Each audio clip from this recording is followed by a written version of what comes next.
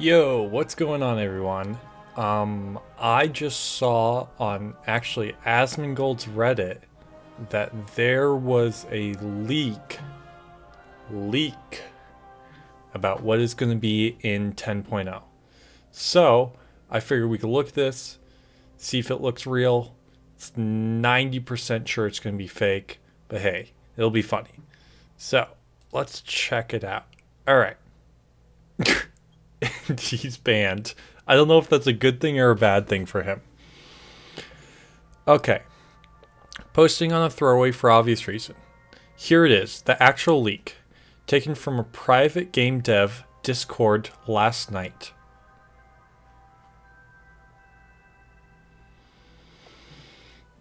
I mean, red flags immediately.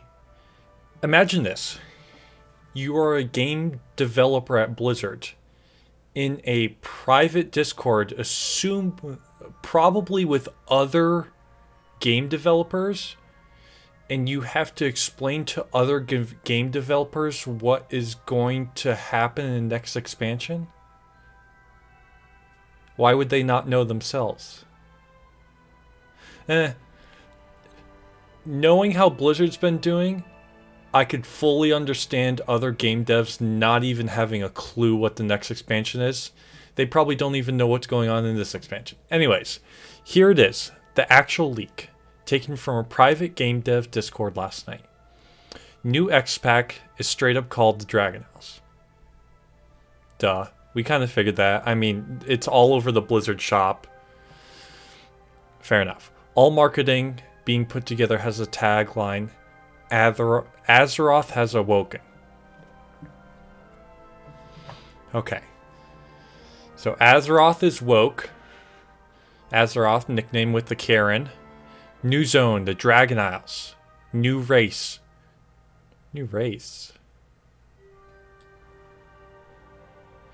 I thought... Don't they do a new race, new class, new race, new class? So wouldn't that mean since we got the allied races in BFA, nothing in Shadowlands, we would get a new class? I mean, it would still be sick. I think the Dragon House has been in WoW since Classic. I think it's got its first mention. New system, world shaping. Ooh, Kata 2.0. Alright, here we go. Jailer spoilers. End of Shadowlands. In the fight with the Jailer, Azeroth is ruptured.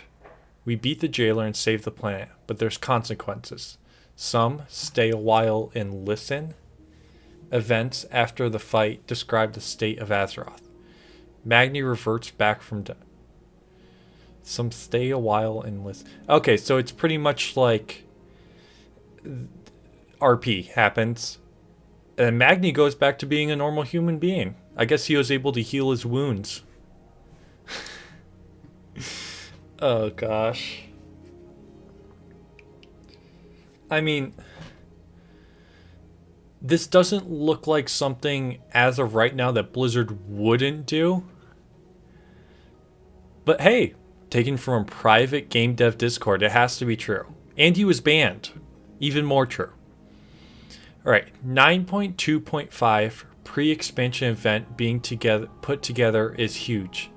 Lots of reused events like earthquakes and invasions, but also a massive time-walking event that's being designed as a mini season of mastery across lots of Azeroth-centric dungeons and raids. Devs want players familiar with the history of Azeroth before 10.0, a big tour of old events and lore. This bullet point I love. So I'm a BFA baby. I started physically playing WoW very late.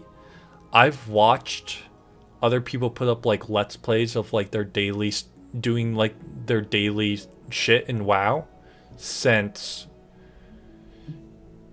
Wrath pre-patch. And also, I think this is super good. Okay, so as a new player, I can only imagine this. Imagine you played Shadowlands and that was your first time ever playing WoW. Now imagine how much lore there is. First of all, they have you level up in BFA. So you're missing... There's like 6 or 7 expansions worth of lore behind you that they just have you skip. Which, I mean, for obvious reasons. They're not going to be like, hey, you have to read this book before you start playing. They only do that if you want to understand the lore of what's going on currently. Yeah, so I think it's really good that they go back and familiarize just everyone with the lore. Because so many people have no fucking clue because it's just this huge, giant lore. And there's so many years of lore stacked on stacked on stacked. It's insane. Krays, Trogs, Quillboars, Mantids, and elemental invasions across most of Kalimdor, Eastern Kingdoms, Northrend and Pandaria. New world boss, Garrodon, son of Galacront. Sweet. So if you don't know who Garrodon is, so Galacront is this huge, giant... is there something... Ah, here we go. This is Galacront. He's like... And this is like... Onyxia. Or like Deathwing or something like that. This guy's a big boy. He's like the big mama. That's Galacront. Like, he could probably like block out the sun. Like frickin' Spartan arrows block out the sun. New X-Pack. 10.0 cinematic being put together is the biggest Blizz has ever produced. Entire Sin team has been developing this for over a year. All Shadowlands pre-rendered cinematics were scrapped and the whole team moved on to this. It's a love letter to Azeroth, mirrors the original WoW launch cinematic and ends with Azeroth being born.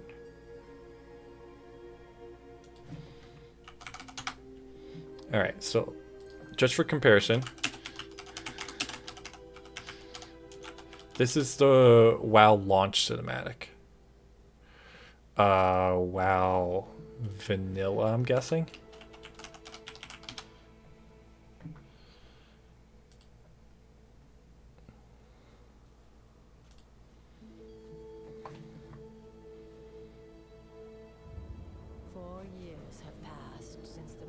Races banded together and stood united against the might of the Burning Legion. Though Azeroth was saved, the tenuous pact between the Horde Wait, is this it? Launch of the game. Okay. Yep. and the Alliance has all but evaporated. The drums of war thunder once again. Alright, AC/DC, come in now.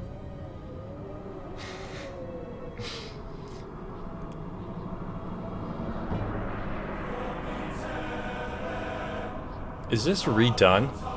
This is really good graphics for 2004. Oh.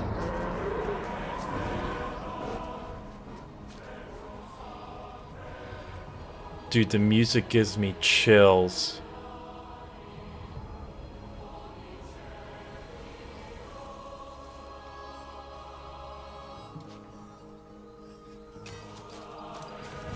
Back when you could actually have females in the game.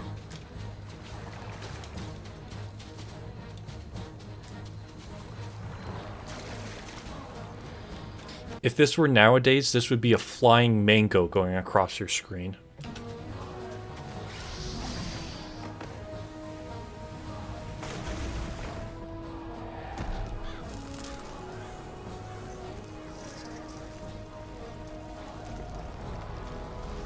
Let's go, Warlocks.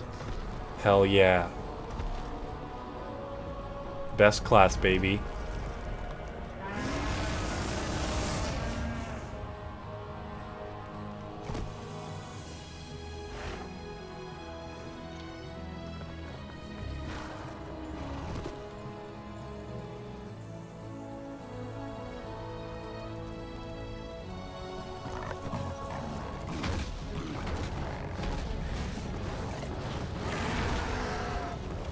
Oh.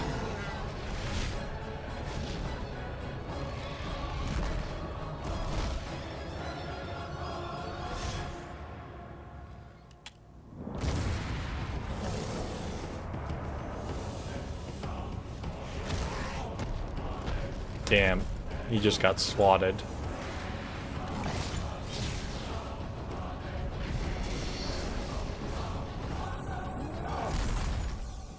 Let's go. Oh. So, that was the WoW 2004 cinematic trailer. So 10 is biggest ever produced. It's a love letter to Azeroth, mirrors the original WoW launch cinematic, and ends with Azeroth being born. I mean, this is great.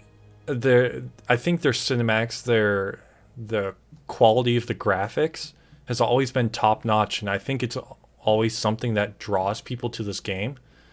So doing more of what they're really great at, I love it. I love it. As a result of Jailer's assault, Azeroth the Eternal is born from the World Soul. She's a dragon. Sort of.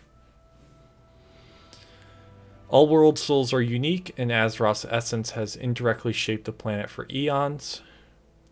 Dragons are tied directly to Azeroth, who is sort of the dragon progenitor. So she's like the OG dragon girl. Interesting. Okay. Once players reach Dragon Isles, they will work directly with Azeroth to reshape... Ooh. I think this would be so cool if they did like a Cata 2.0. I love this. Story here is that the planet has taken a beating over the last couple decades, and it is having the dire consequences for everyone living there.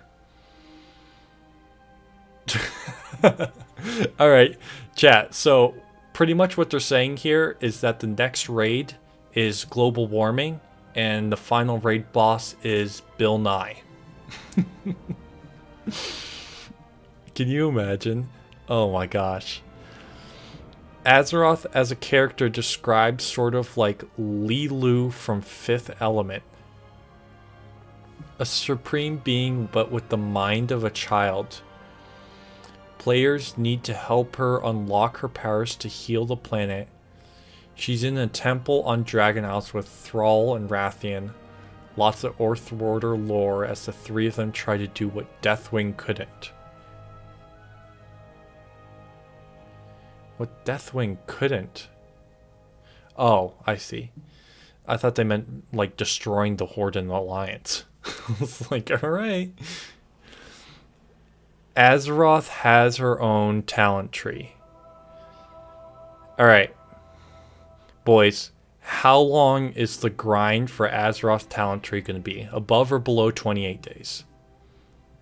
Looks very much like old school talent trees from Classic, meaning there will be only one right path. Players can help her by training her via this tree. Each talent is also usable by players throughout the World Bond ability. So I'm guessing that this means like you'll be able to use the abilities out in zones. Oh, here it is. New abilities are like Covenant abilities, but no additional locked-in choices. Let's go. Everyone gets the same abilities. Abilities have secondary effects depending on the zone you're in.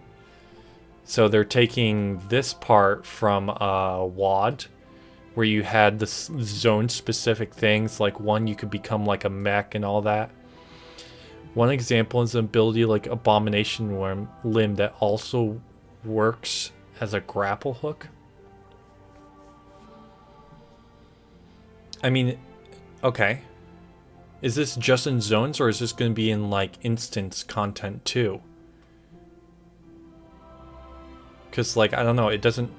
I feel like it doesn't fit the theme to have like a warlock grapple hook.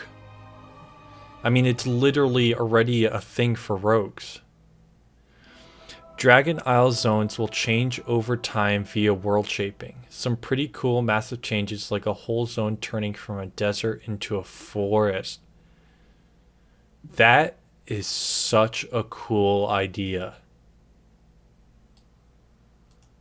That's so cool. Can you imagine if like each content release, like so like say 10.0 it's a desert, 10.1 it's like a savanna, 10.2 it's like a forest. That would be so cool. And I think it would keep it super fresh too. That's awesome. I love that. Zone is heavily elf focused with night elves trying to discover a way to restore Teldrassil with Azeroth's health. You plant trees and tend to a huge forest here like a massive version of the mop farm. Okay. I don't know. I think I'm undecided of if I want... I mean, I think it was a mistake for in the first place Teldrassil to be burned, but like... Do I want... Well, I guess the whole expansion is like fixing Azeroth. World shaping unlocks new abilities in each zone. Water walking, flying, teleporting, spectral sight, treasure finding. Okay, so they said flying. Let's go back to what world shaping is.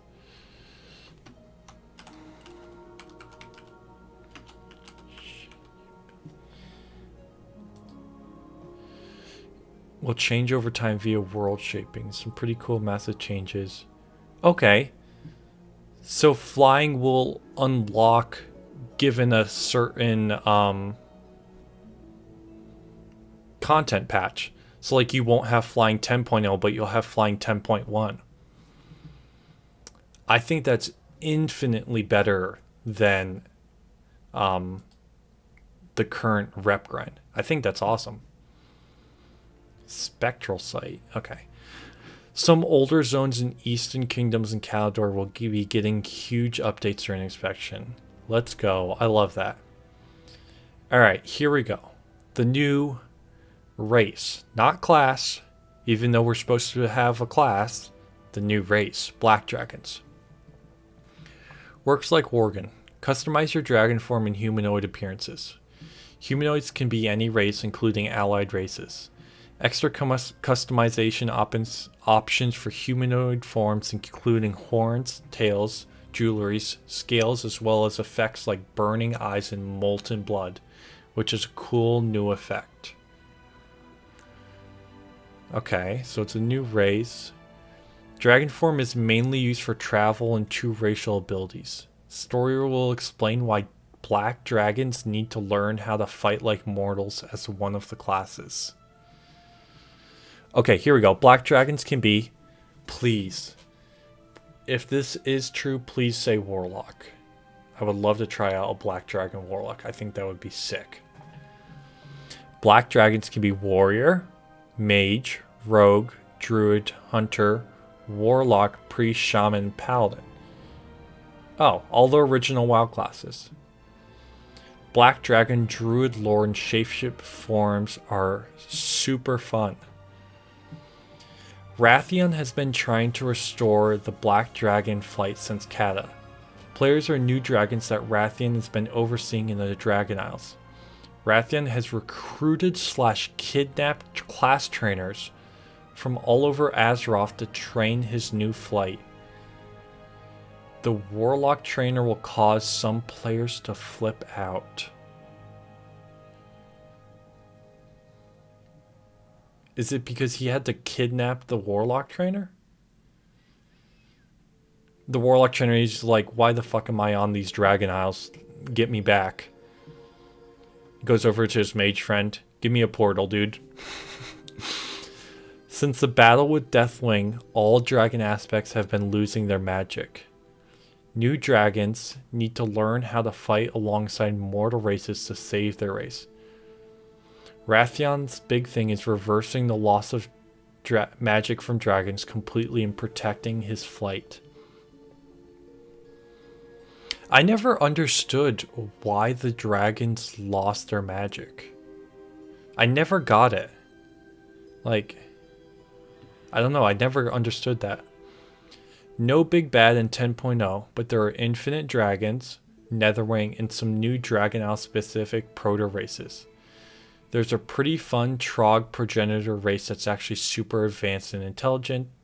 Going back to smaller zone-contained stories, big focus on discovery, soft rebooting Azeroth the planet and setting up future conflicts. I like that. Setting up. If Blizzard needs to take one expansion to refocus itself, and they just do no big bad guy for 10.0, I'm perfectly fine with this. In fact, if, and this is a big if Blizzard, if this is true and Blizzard literally did all of this, I mean, I don't know, it's so hard because you can like drum up like how good something sounds so easily. I mean, think of literally every expansion WoW's done. Oh my gosh, BFA, Horde versus Alliance, Island Expedition, solo content, Borealis, Zandalar Trolls. And then what do we get? But, I don't know. I am skeptical that this is true. I wish this were true. And I wish Blizzard delivered on all of this. Because then I think it would be a very good expansion. But again, I think there's like a 90-95% chance this is not true. Again, if you're a game dev, why are you spilling all your guts to other game devs? It just doesn't make any sense. I don't know. But I hope it's true. And I will see you boys later.